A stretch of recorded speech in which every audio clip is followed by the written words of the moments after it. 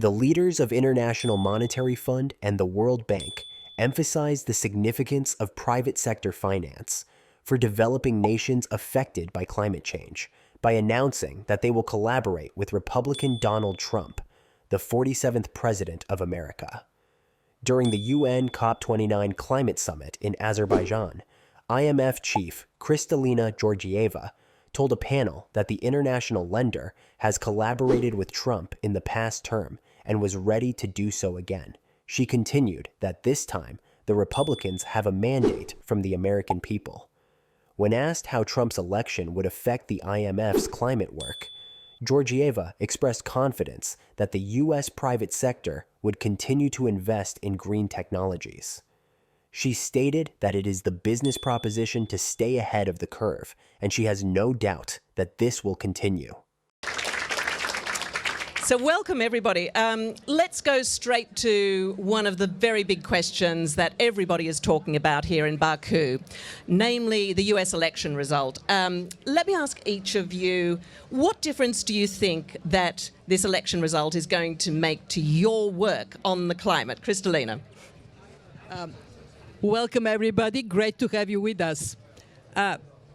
We look forward to be working with the new US administration. We have great tradition of working with everybody in office, and actually an administration ago we worked with a similar administration. They have a mandate from the American people. Well, let me make one very important point. When I look at the US, private sector innovation-driven economy, it has the largest number of green patents in the world. It is a business proposition to stay ahead of the curve, and I have no doubt that this will continue. Okay. Particularly in recent years, I guess, and not even that recent, there's been a big focus on how much private finance can be mobilized. It really hasn't happened to the extent that people have been hoping for and have been calling for. In fact, there's a really interesting book that's just come out by a former World Bank economist who says that private contributions to developing country infrastructure projects peaked at less than 160 billion in 2012, with only about 10% going to lower income nations, and the number's fallen since. But I just wonder, Kristalina, what do you think is really the key to boosting the role of the private sector when it comes to funding the green transition? Well, the most important thing is good policies. The research we have been presenting tells us that if you have good policies, you attract more foreign direct investments. In fact, when you look at the countries that are record-setting in this regard, Chile, Uruguay, Vietnam, how do they do it? By having predictable regulatory environment long-term, by moving in purchasing power agreements that say you're investing in renewables. I'm sure you would agree with that. You're investing in renewables, they would be paid back for you. And this is what we excel at the fund, to work with countries to help them have good policies that would make them more attractive for private investment. But it would be unfair to stop here, because we also need the international financial institutions to massively step forward. I have been working in international finance for as long as I remember. And what I can tell you is that there is a dramatic improvement in the way we work together. Unprecedented cooperation. Why is this happening? Because of the urgency of what needs to be done. What we all recognize is that emission reduction is slower than it has to be, and most of it has to come from emerging markets and developing economies, whereas risks from climate shocks is bigger than we thought it would be.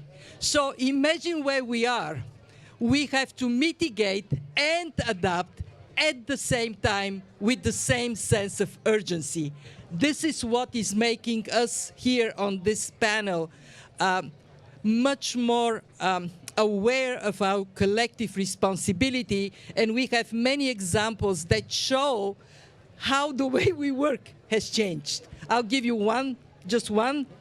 We have at the fund, we have a long-term financial instrument for climate action. It's called Resilience and Sustainability Trust.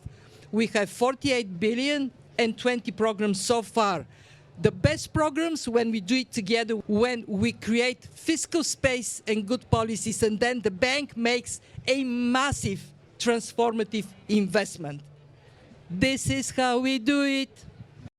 Trump's election has sparked concerns about the IMF and World Bank's capacity to provide support for nations dealing with climate-related difficulties, as the United States is the largest shareholder in both organizations.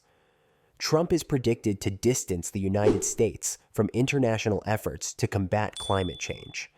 Trump's historic victory, which merited respect, underscored the World Bank's efforts to become more effective and efficient while promoting more private investment in climate finance, according to World Bank President Ajay Banga.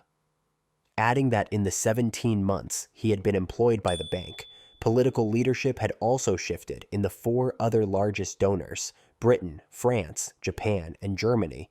He said that there will be opinions from him. We will speak with him. That's their responsibility. Trump has openly attacked the World Health Organization and the United Nations, and last week the New York Times revealed that his transition team was drafting executive orders to pull out of the Paris Climate Accord. So yet he has not specifically attacked the World Bank or the IMF.